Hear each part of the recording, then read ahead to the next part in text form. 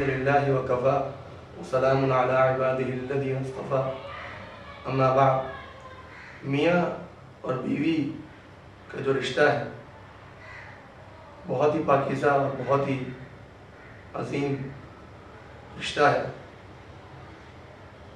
ایک ایسا تعلق ہے جو کہ شرعی تقاضے بھی پورے کرتا ہے اور فطری حاجات بھی۔ یقیناً جب دو انسان اکٹھے رہتے ہیں تو تکرار تک بھی نوبت پہنچتی ہے، جھگڑے بھی ہوتے ہیں، معاملات خراب بھی ہوتے ہیں۔ اللہ تبارک و تعالیٰ نے میاں اور بیوی کے لیے چند حقوق مقرر فرمائے۔ اگر وہ حقوق پورے کر لیے جائیں تو یہ رشتہ یقیناً بہت ہی پختہ اور بہت ہی اچھا اور ہموار رشتہ ہو جاتا ہے۔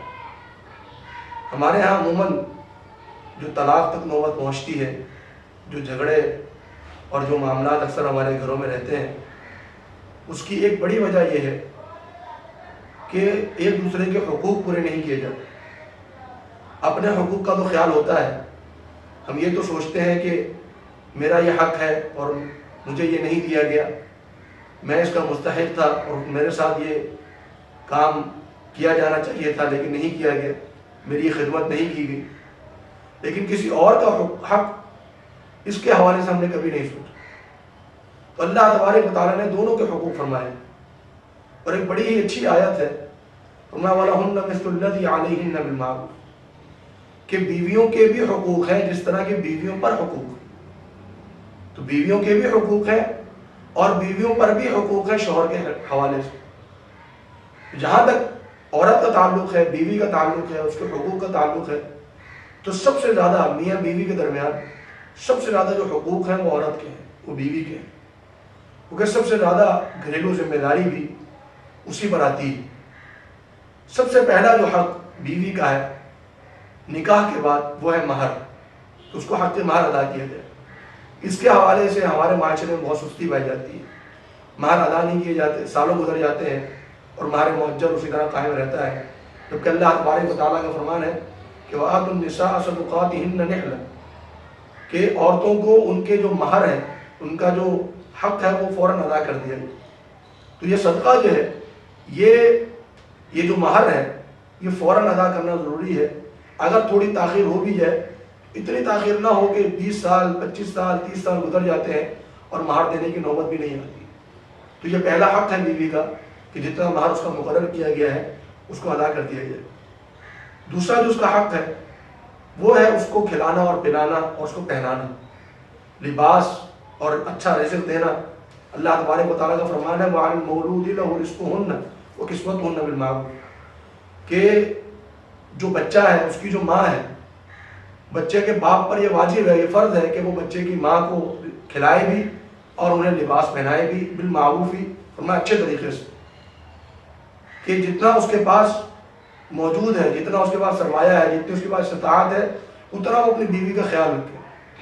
اور ایک اور حق جو ان کا ہے وہ یہ ہے کہ ان کو گھر مہیا کیا جائے، گھر لے کر ان کو دیا جائے۔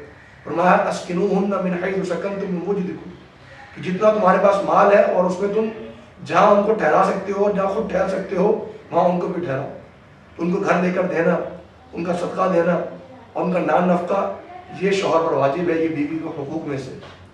یہ تو مالی حقوق۔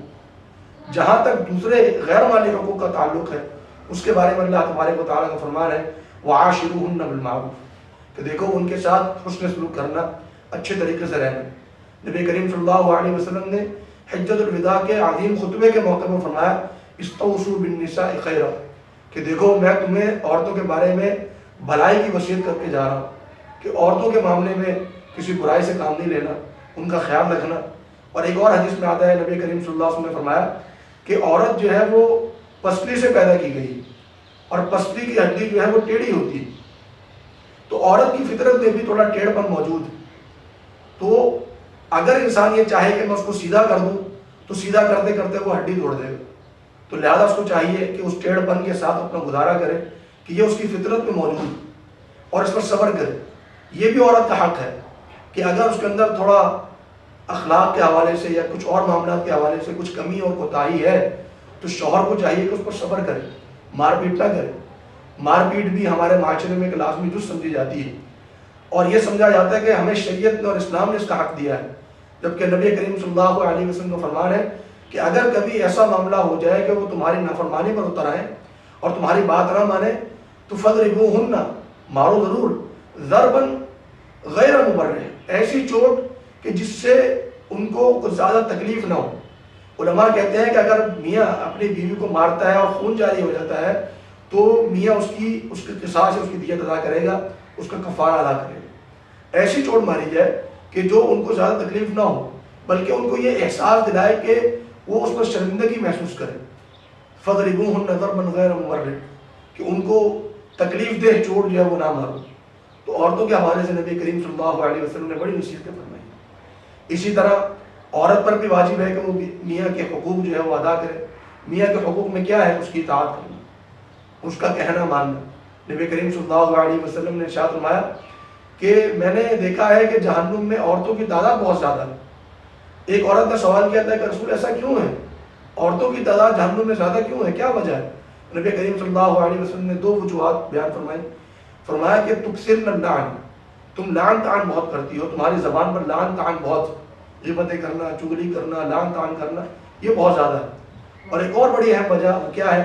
تکفرن العشیرہ، تم اپنے شوہروں کی نافرمانی کرتی ہو، ان کے سامنے چیخنا چلانا، ان کی بات نہ ماننا، اپنی انا پر ڈٹ جانا. اس سے نبی کریم صلی اللہ علیہ وسلم نے منع فرمایا.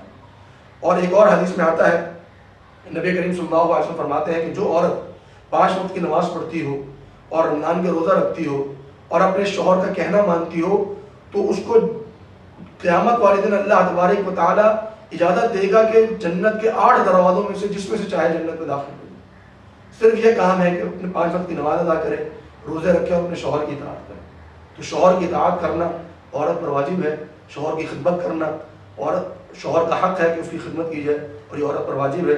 ان حقوق کا اگر خیال رکھا جائے، عورت کے ساتھ میاں اس سے سلوک کرے، بیوی کے ساتھ میاں اس سے سلوک کرے، اس کو بہترین رزق فراہم کرے، اسے ٹھہرنے کی جگہ فراہم کرے، اس کے ساتھ اچھائی کرے، اور عورت اپنے خاوند کا کہنا مانے، بیوی اپنے میاں کا کہنا مانے، تو یقیناً گھر جو ہے وہ ایک مثالی گھر بن جائے گا اور آہستہ آہستہ معاشرہ بھی مثالی بن جائے گا اگر ہم اپنے اوپر قرآن اور حدیث کے نصوص کو نافذ کرنے کی کوشش کریں. اللہ تبارک و تعالیٰ ہم سب کو توفیق عطا فرمائے. وآخر دعوانا الحمدللہ رب العالمین.